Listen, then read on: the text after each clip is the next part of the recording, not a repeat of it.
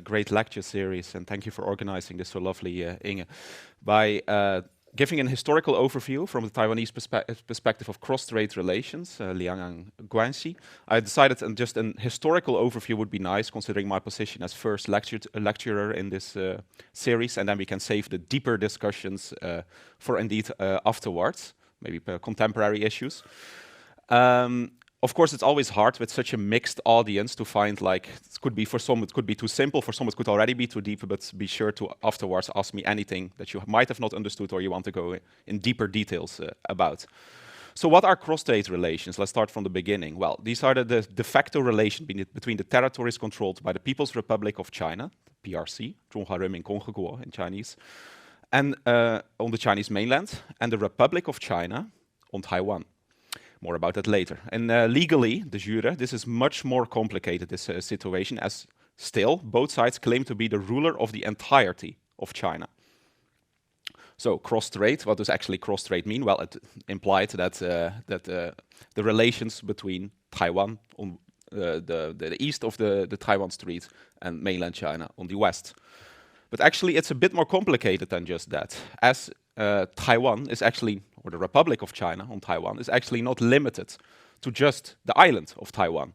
There are some islands before the Chinese coast, as you can see those territories in orange, that are still under the control of the Republic of China, some of them very close to the Chinese mainland, as well as, if you look well, in the South China Sea, also 2 islands.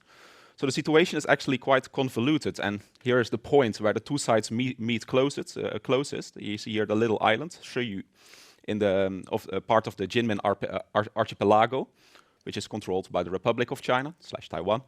And in the back you see the city in Fujian of Xiamen, controlled by the PRC. And this situation where both sides claim to be the sole ruler of the entirety of China leads to some complicated situations. Like, I will just give you one anecdotal example as means of introduction. Here you see the funeral of Pope John Paul II in 2005, the Polish Pope. And to the left you see a man, Chen Shui-bian, president of Taiwan, as we would say. But Mr. Chen Shui-bian was there seated as president of China, despite the fact that the man had never set foot on mainland China in his life. Well, if he would do so, he would be arrested immediately, as he advocated for Taiwanese independence. Yet he was seated there as president of China. Why is this? Well, the Vatican City still recognizes the Republic of China as legal entity over the entirety of China.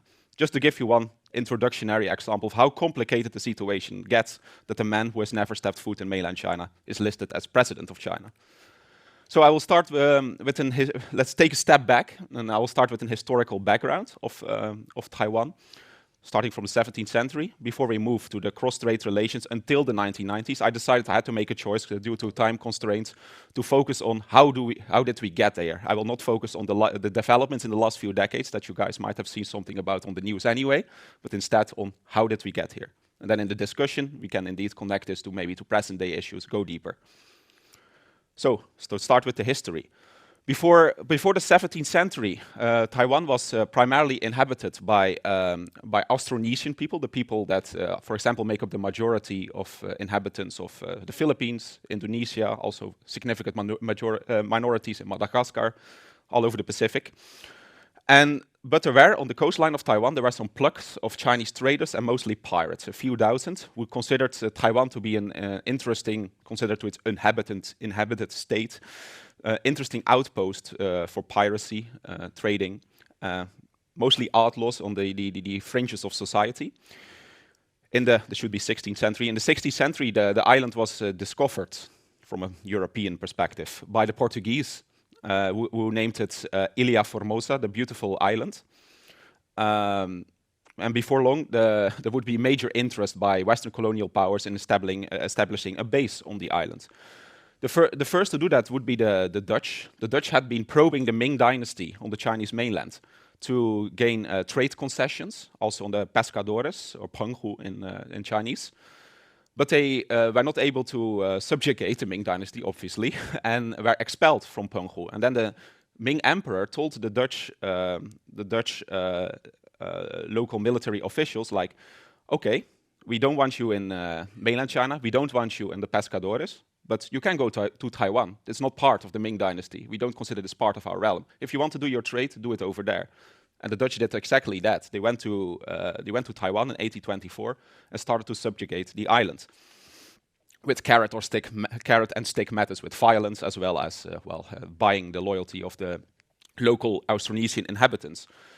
Before long, the Spanish would arrive as well, simply because of the fact the Spanish were at war with the Dutch at the time. It was the Dutch War of Independence.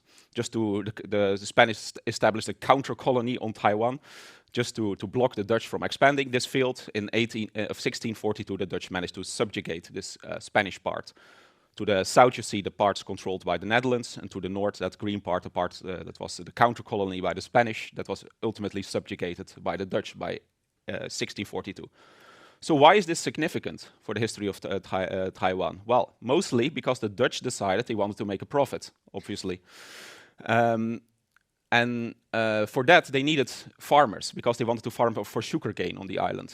And the local inhabitants, what we would consider aboriginals, a very negative term, they didn't know how to farm. So they decided to allow immigration of Han Chinese people to the island to make a profit. And indeed, this happened. And the whole flow of migration from mainland China to Taiwan started to appear. This also led to rebellions, because these local Chinese, they didn't want to be ruled by the Dutch, obviously. And they rather would establish Ming sovereignty over the island, but this didn't work, the Dutch managed to crush these rebellions. However, there were important developments on the Chinese mainland during this time. The Manchu Qing dynasty, so the people from the north of China, started to subjugate the Ming dynasty. The Ming dynasty started to collapse in this period of 60 years during the 17th century, where gradually the Ming dynasty was pushed southwards in mainland China. Beijing fell in 1644 to this Manchu Qing dynasty. And this also led to an immigration wave to Taiwan, simply of Ming loyalists who were trying to flee the Qing onslaught, as well as, we could consider them war refugees in a way. It's a very modern term. One of these people was a Ming loyalist by the name of Koxinga, Zheng Chengkong in Chinese, who decided that Taiwan might be a useful outpost to continue resisting the Qing dynasty. He managed to overthrow the Dutch, expel the Dutch. He laid siege on Fort Zeelandia, the capital of the Dutch on Taiwan, and in 1662 indeed managed to expel the Dutch. However, he died a year later. His son took over, and his son started a major Sinification of the island, so a Chinesification of Taiwan, with building Confucian temples, even more Han Chinese immigration, although most of these were war refugees. Here's a statue of Mr. Koxinga in Xiamen, and the little kingdom that he established on, loyalist kingdom that he established on Taiwan to the right, which mostly was centered on in these areas. However, by 1683, resistance had become futile. On the Chinese mainland, all Ming bases were basically destroyed, and the Qing dynasty was in complete control of the Chinese mainland.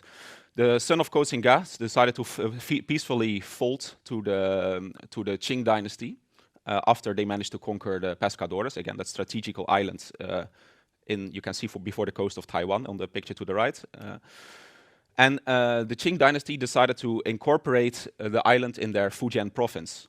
However, at first they didn't consider Taiwan to be a core area of their realm still. And they forbid more Han migration to the island. Only in the 18th century this was allowed again, and then indeed a massive wave of immigration by Han people emerged to the island. And by 1895, a date that will be very significant, as we will see in a bit, over 90% of Taiwan's population would be ethnically Han Chinese. Mostly the indigenous inhabitants would be pushed to the mountains in the center of Taiwan, which is still the situation nowadays, actually.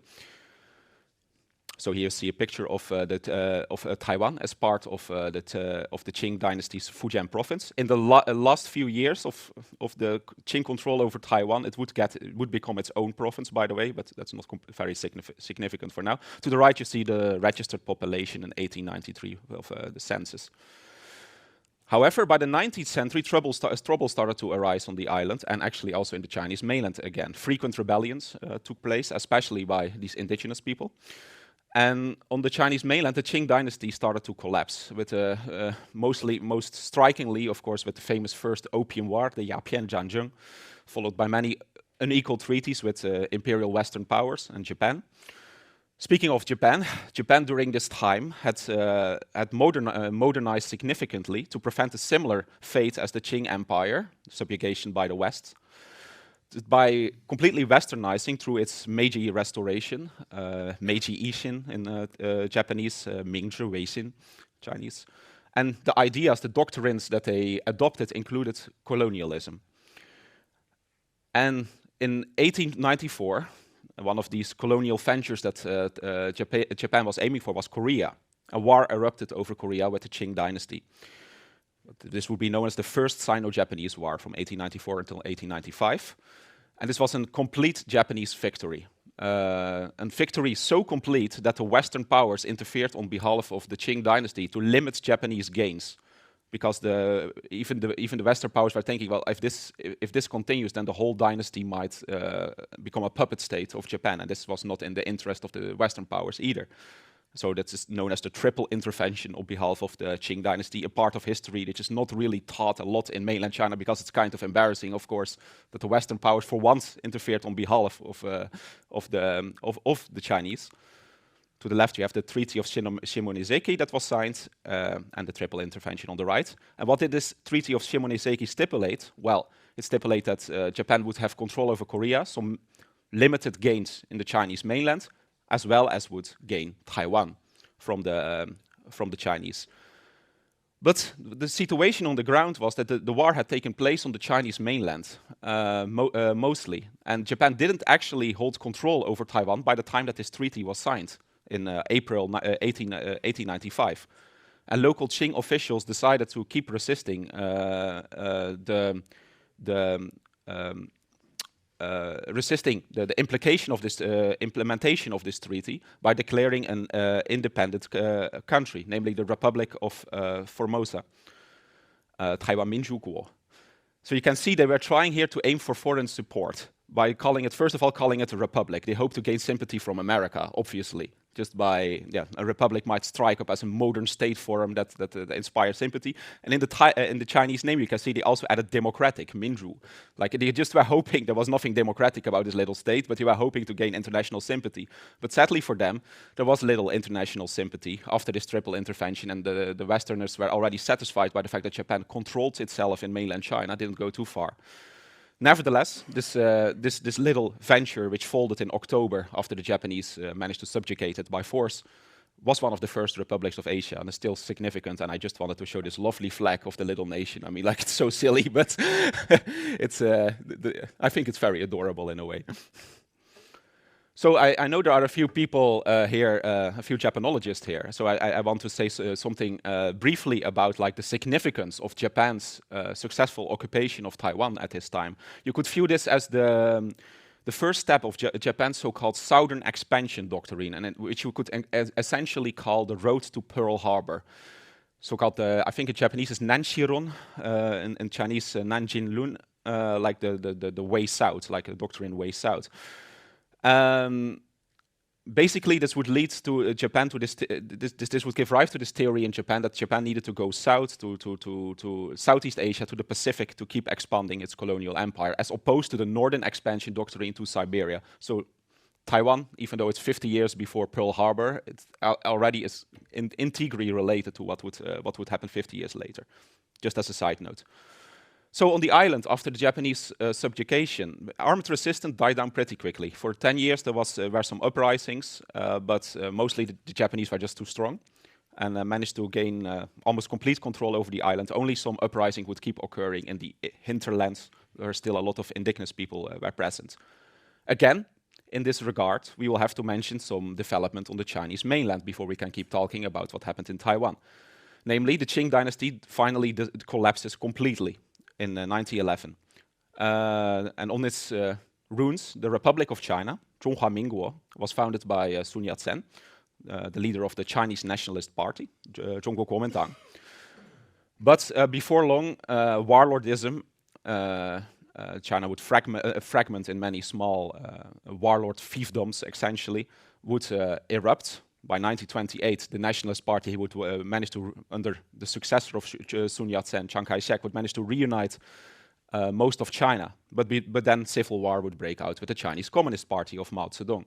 So basically, long story short, mainland China in complete and utter chaos during this time. So what was happening on Taiwan? Well, Japan was developing the island, of course by colonial means, of course by exploitation. This cannot be denied. However, simply by the fact they were establishing educational institutions, building infrastructure, starting up industries, despite the fact that most of the profits flew back to Japan, obviously, simply by the fact there was peace on the island. Well, before long, by the 1920s, the living standards of the average Taiwanese was much, much higher than the living standards of the average mainland Chinese, which was in complete shatters. Also worth mentioning is that originally, more about it later, Japanese norms were not so aggressively propagated. The people in Taiwan were allowed to keep identifying themselves as Japan merely saw it as a Chinese colony of them.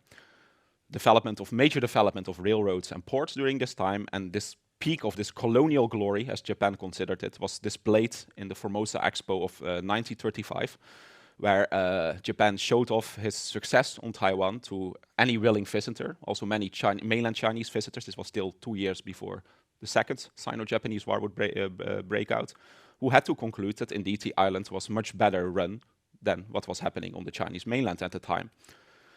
However, there was a major debate in Japan. What should ultimately be done with the island? Will we continue this colonization, or will we go for assimilation? And in Japanese, this is known as komin-ga, huanmin-hua in Chinese. For those that can read either Japanese or Chinese, you can see here, it basically means making the people into subjects of the emperor. So pure assimilation in the complete sense. Well, at first, as I just explained, the colonial vision was still winning out, but by the 1930s, this Kominga vision started to gain traction on Taiwan, and it's intensified after the start of the Sino-Japanese War and the attack on Pearl Harbor, and of course reaches its zenith after the fortunes of war started to turn against Japan by late 1942. In this regard, there were a few initiatives that had not occurred in the colonial years, the first decades of the Japanese colonization of Taiwan, but started to occur by the late 30s. For example, like recruitment of Taiwanese in the Japanese army, but no conscription until the final year of the war. And by 1940, there would be name-changing initiatives where local Taiwanese were encouraged to change their names to Japanese, and by a few years later, this would become mandatory. Also, there was something that they had not done before the 1930s, namely active propagation of their Shinto religion. However, this was completely unsuccessful. By the time of the Japanese defeat, people immediately stopped identifying as Shinto believers. An example of this Kominga vision winning out over this colonial vision is the movie Sion's Bell, Sion no Kane, where direct loyalty of the Taiwanese people as complete subjects of the Japanese emperor, just like any Japanese subject of him, was shown in a movie, the one to the left, where the Taiwanese were inspired to make contributions to the war efforts as loyal subjects of His Highness. To the right, you see from the same period, you see a group of so-called Taiwanese patriotic wives in Japanese attire. Well, this is also from the same time period. If you would see this picture without any context, you would assume that you see Japanese women, but it are Taiwanese women in Japanese attire. So Taiwan, once again, suffers relatively little, and I'm with stress on the word relatively, during World War II. It was not bombed by the Allies, and fighting doesn't reach its shores. It did not reach its shores. Of course, I say relatively because of course, there was still the general economic collapse related to the war efforts, but compared to other areas in Asia, it suffered relatively little. In November 1943, there was an agreement between the Allies, which by then were defeating Germany and Japan, that negotiated by Chiang Kai-shek, the leader of the Chinese Nationalist Party, that all territories that Japan had stolen from the Chinese, including Manchuria, so the northeast of China, Formosa, Taiwan, and the pescadores shall be restored to the Republic of China after Japan would be defeated. And this, of course, occurred after the two nuclear bombs in August 1945. In October 1945, Taiwan would be handed back to Chiang Kai-shek, the leader of the Chinese Nationalist Party, who also negotiated a seat for his government in the newly founded United Nations on the Security Council. This is still why China has a seat on the Security Council nowadays. To the left, you see a picture of the conference in Cairo, and a little quiz question for anybody that can answer me maybe after this lecture, like, why was Stalin not here? That is something you can maybe think about for those that are very well read into this in World War II. To the right, you see a picture of the Japanese Governor General in October 1945, surrendering Taiwan to the newly installed nationalist governor, Chinese nationalist governor Cheng Yi. So when the nationalist soldiers of the Republic of China reached Taiwan after this handover, they found out that the Taiwanese were actually not at all excited by being liberated, as excited at least as what they had experienced on the Chinese mainland. Sure, they still identified as Chinese mostly, and were happy to be part of the Chinese realm again, but they had, as I explained, a significantly higher socio-economic standard by this time, and they were not at all excited at the prospect of being under the control of a completely devastated country. Of course, mainland China was completely in ruins after the Sino-Japanese War. What was further disappointing to the local inhabitants was that the representation of Taiwanese and local bureaucracy actually decreased from the time of the Japanese colonization, when it was roughly 50%, to 20% under the nationalists, who mainly flew in mainland Chinese officials to take up the higher posts. Further problem was there was an influx of, again, almost similar to the Ming-Qing transition, an influx of mainland Chinese refugees as the nationalists, again, in similar fashion as with the Ming and the Qing dynasty, were slowly defeated, pushed southwards by the communists. And again, many would choose to flee to Taiwan, especially those loyal to the nationalist government. What was the straw that broke the camel's back, as they say, was the nationalist decision to instate monopolistic controls of the economy on the islands, which led to a complete economic collapse, which led to, in 1947, to a massive uprising of local Taiwanese against the nationalist government, which was bloodily suppressed. After this, polarization took place on the island. Basically, from then on, you had two, if we disregard the indigenous inhabitants for a bit, you basically had two groups that fight for power, the mainlanders, those that had fled in the 1940s with the nationalists or emigrated to Taiwan. By the time this immigration was finished by 1950, they would make up 10 to 15% of the Taiwanese population. And if we count our descendants, that fraction of Taiwanese population is still intact today, as opposed to the majority of locally born Taiwanese, those who had been born on the island and immigrated to the Han Chinese that had immigrated to the island during immigration waves earlier. By May 1949, martial law would be declared on the island, and the nationalist constitution would be suspended, as defeat to the communists seemed imminent. And indeed, on October 1, 1949, as most of you will be aware, Mao Zedong on the Chinese mainland found the People's Republic of China during a famous speech in Beijing. And by December, Chiang Kai-shek was still the leader of the Chinese Nationalist Party, decided to forsake the mainland as the lost cities in the south of China and the Chinese hinterland fell to the communists.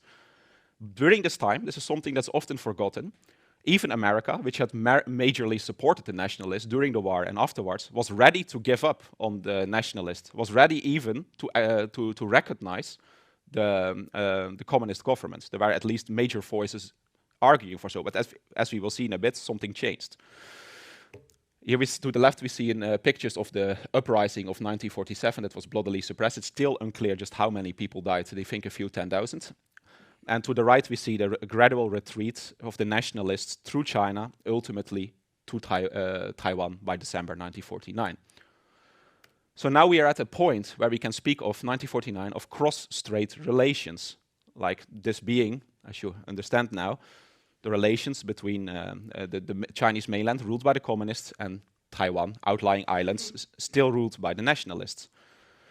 As I said, everything would change, however, despite the fact that America was ready to give up. Because by June 1950, the Korean War broke out.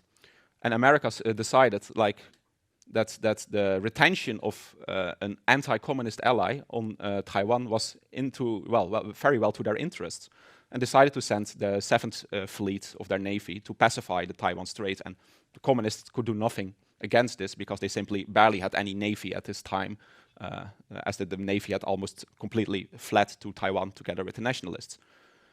There would, however, after the Korean War, in 1954, there would be a crisis again over Taiwan, with some outlying islands, Jinmen and Matsu, would be shelled, and actually some islands before the coast of Zhejiang would be captured by the People's Liberation Army, the army of the communists. But this would, however, be the final territorial shift that took place between the two until the present day. Why? Well, in 1955, America decided it was enough and conducted a defense treaty with the nationalist government on Taiwan, that he from then on would guarantee what was left of the nationalist realm, so to speak. Also during this time, significant to mention was a major economic boom that took place on Taiwan. This was, of course, also due to the massive support that the island got from America to prevent it from falling to internal communist rebellions, but also successful land reforms, as well as the heritage of the Japanese educational and industrial presence on the island, which was, well, as I said, there was no major been no major fighting on the island, so this almost fell into the hands of the nationalists completely intact, which again led to a higher standard than on the Chinese mainland. So we are now here, as I showed the picture that I showed in the beginning. This is from 1955 onwards, after those few outlying islands before Zhejiang were captured. We are in this situation, which still maintains until the present day. To the left, we see the number of US troops stationed in Taiwan, which would end in 1979, and we will see in a bit why. And we see a visit of US President Dwight Eisenhower to Taiwan. And in case you're wondering why there were so many troops stationed in 1958, there would be the second Taiwan Strait crisis, and with again outlying islands being shelled. But immediately America would increase the troops on Taiwan, and the PRC backed down. So in the spirit of Koxinga, if you still remember him, Chiang Kai-shek actually had wanted more than just protecting what the nationalists have left, and founded Project National Glory, Guoguangjihua, which he kept secret from the US. Why? Because the US just merely wanted the nationalists to protect what they had left, as Ronald Reagan would call it later. Basically to them, the Taiwan was an unsinkable aircraft carrier. But Chiang Kai-shek wanted more, and wanted to see if he could regain the Chinese mainland. But this project was a massive failure, but I still find it interesting, because this was, indeed, he referred to this in some speeches, secret speeches, of course, in the spirit of Koxinga. International, however, while domestically the island is booming, internationally the nationalists get under increased pressure due to its continued insistence on representing one China, the one true China. And I think this is the point where we can discuss this, something that's still very relevant today, the so-called One China principle, 一个中国原则. What does this mean? Both the Republic of China and the People's Republic of China claimed, and actually still claim, constitutionally at least, to represent the entirety of China. Internationally, this means that nations have to make a choice. Will they either recognize the PRC or the ROC as ruler of the entirety of China?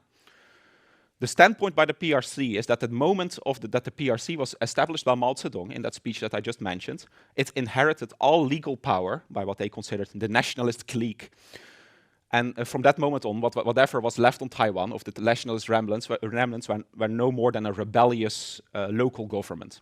The standpoint of the ROC is that despite having relocated to Taiwan in 1949, the nationalist government is still China's only legal representative. The communist band-aids, as they would call them, Kongfei, on the Chinese mainland are illegitimate, just happen to control 95% of the territory that they claim, but they are illegitimate rebels by their standing. So this leads to a very peculiar situation, and this is still the case nowadays.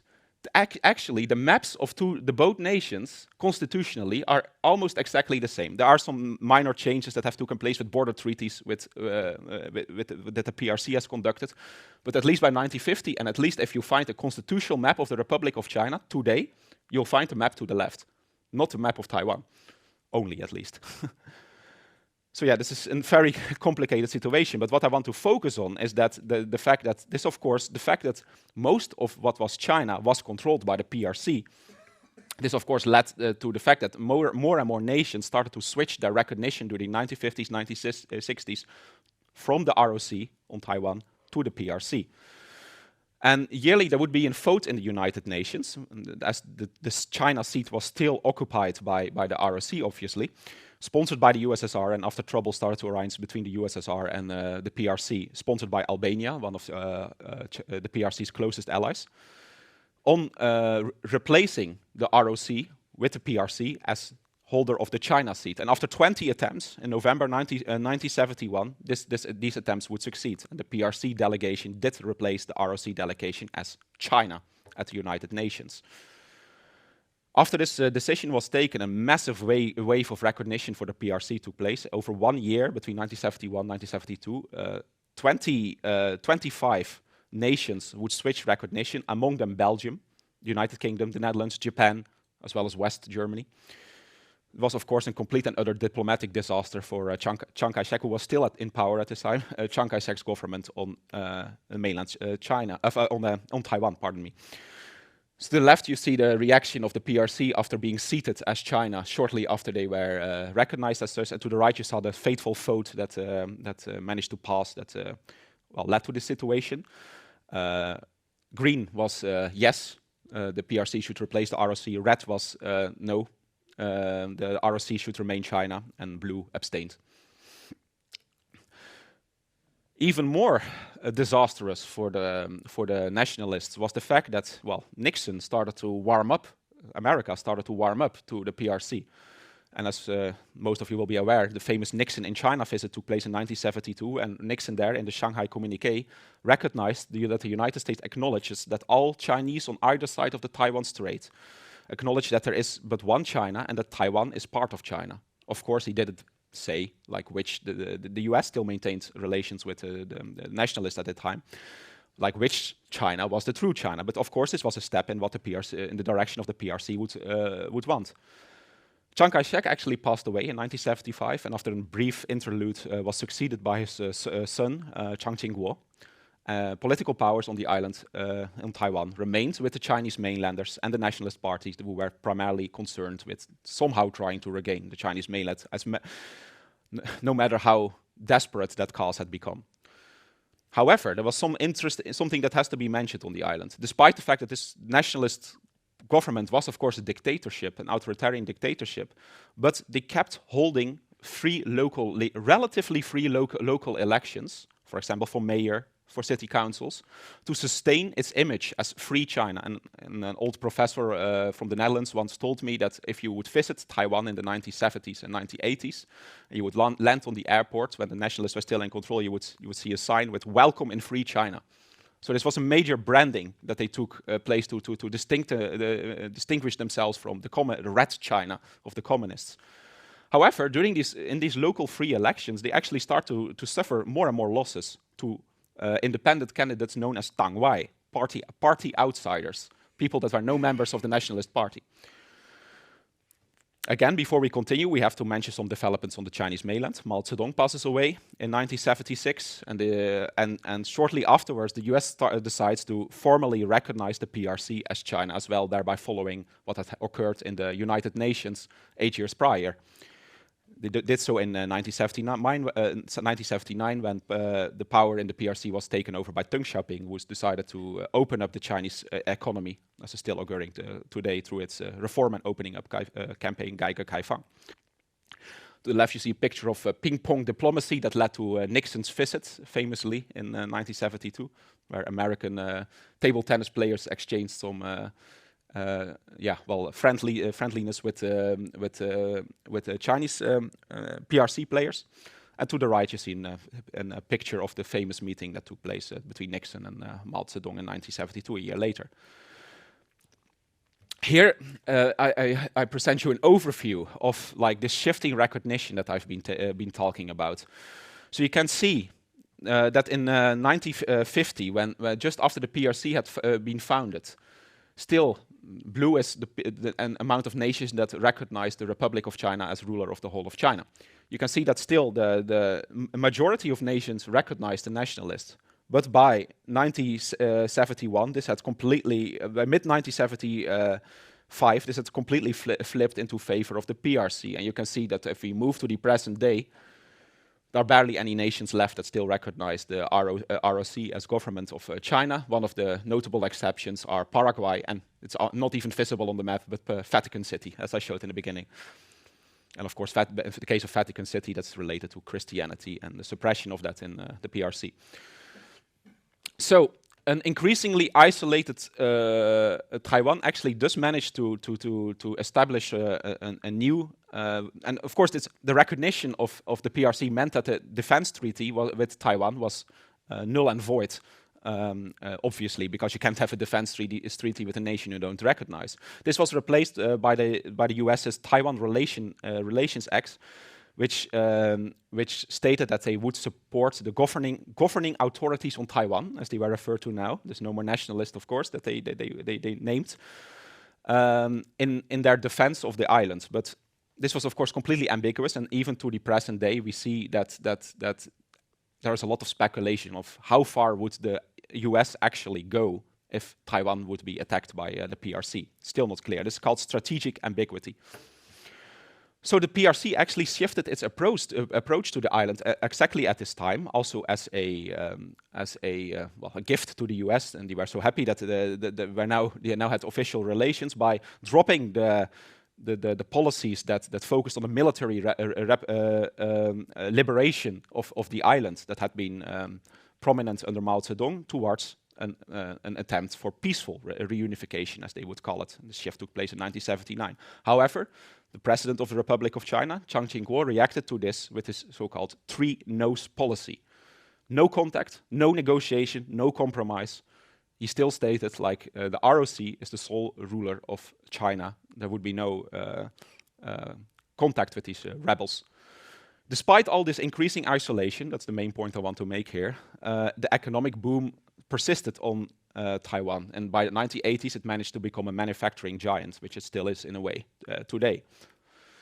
To the left we see Chiang Kai-shek with his successor and son Chiang Ching-kuo, and to the right we see the first visit of a PRC leader towards America, of Deng Xiaoping, attending to a rodeo in Texas in 1979. I don't think Xi Jinping would do this, but it seems like they had a great time.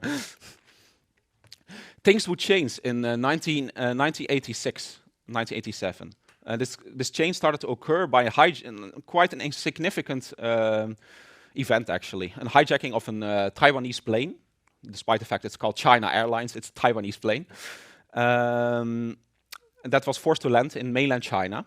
And of course, then the nationalists had no choice. They had to talk to officials of the PRC to solve this hijacking, which it did. These were effectively the first talks that had taken place between the nationalists and the communists since 1949. Also during this time, the party outsiders, the Tang Wai, that I mentioned before, they established a political party called the Democratic Progressive Party, Minju Jinputang, the party of incumbent President Tsai Ing-wen, actually. And significantly, Chiang Ching-kuo decided to tolerate this. Before he had suppressed attempts to establish new parties, but this time he decided to tolerate this. Why he tolerated this, I will not go into this. It's actually also food for speculation, but he tolerated this. And the DPP, in some by-elections, as we can call them in the Western sense, did win some seats. So there was now an effective opposition on the island, despite the fact there was a tiny majority in the legislative UN of Taiwan. This tiny political opposition would, however, be very significant a year later, as there would be a major incident on Liaoyu, an outlying island, that was is still under control of the Republic of China. Namely, some Vietnamese refugees would land on the island, so-called boat people, the ones that fled for the communist regime in Vietnam, and they fled everywhere, also on their boats, also to Taiwan, and they were massacred by the Taiwanese, the nationalist army. Unlike before, this couldn't be ignored, however, and this new opposition started to inquire into the government's responsibility into this incident, and also the media decided that maybe they got some courage from this, and and you got in quite a democratic inquiry into what happened. And Chiang Ching-kuo decided, in the aftermath, to lift martial law, the longest martial law in history. Well, I think it's been surpassed actually by Assad in Syria, but then it was the longest martial law in human history. Came to an end in 1987. So now that the nationalists had decided that democratization, in one way or another, was inevitable, they decided, like, well, we need to increase our electoral outreach. And he did this through a policy called Taiwanization, Taiwan Puntuhua. What did this mean? Two things, basically. This meant that locally born people, as opposed to the mainlanders that I mentioned before that held all power, were allowed to join the Nationalist Party and get into positions of power. By the end of the 1980s, indeed, the majority of the Politburo of the Nationalists would be majority locally born, unlike all the years before. Second significant thing that needs to be mentioned is they would stop focusing on the attempts on regaining mainland China, instead focus on the development of Taiwan. An implicit recognition, like this goal had become, finally that this goal had become unrealistic. This all led to the rise of Li Tonghui to the position of vice president and locally born person. And he indeed, after Chiang Ching-kuo died in 1988, succeeded him. So the Chang dynasty ended here in the Republic of China.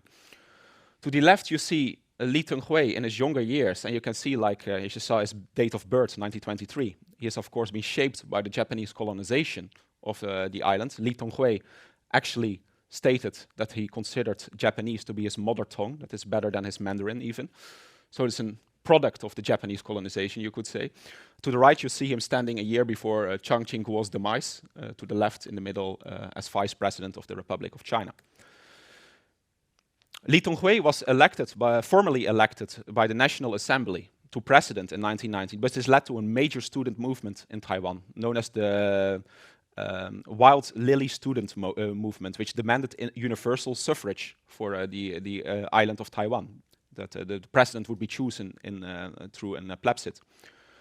Li Tonghui did the exact opposite what happened a year earlier on the Chinese mainland with the Tiananmen Square protest. He folded to the protest and promised that by the next presidential elections, which then took place every 6 years, in 1996, they would be completely democratic. To show that he was democratizing, he held a first completely free legislative election in 1992. And he received an absolute majority in this free election. People were satisfied by the reforms that he had embarked upon, but the DPP, that I mentioned before, actually gained 31%. So they were also a major voice by this point.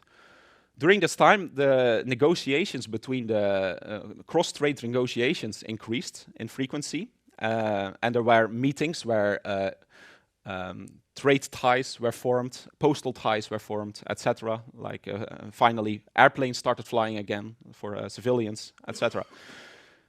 And people claim, and this is maybe a typical thing to discuss afterwards, because it will be a topic for the whole presentation. Actually, people claim that in 1992 there was an informal agreement between the ROC and the PRC to agree that there is one China, but agree to differ on its definition.